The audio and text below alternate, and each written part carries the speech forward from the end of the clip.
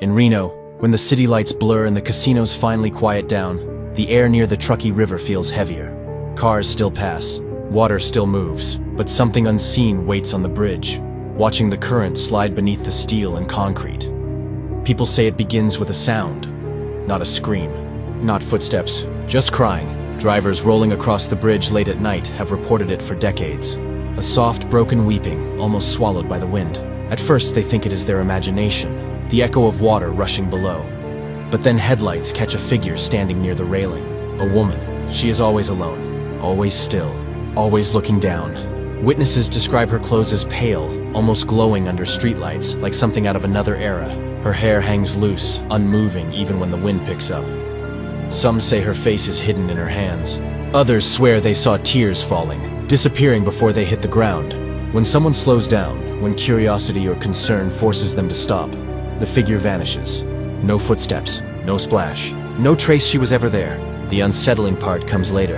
Emergency sirens arrive. Police lights flood the bridge. Another tragedy is discovered.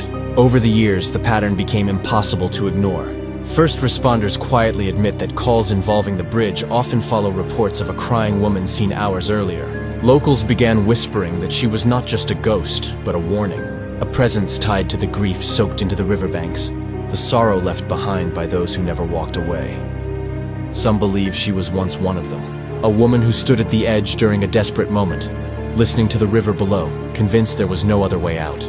Others believe she is something older, formed from repeated loss, shaped by despair until it learned how to appear. There are stories of people who saw her and felt an overwhelming urge to stop, to turn around, to leave the bridge immediately. One man claimed he pulled over after spotting her, heart racing, unable to explain the sudden fear.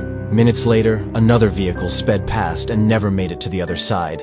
The river carried the truth away. City officials dismissed the legend as coincidence, stress, late-night illusions. But the sightings never stopped.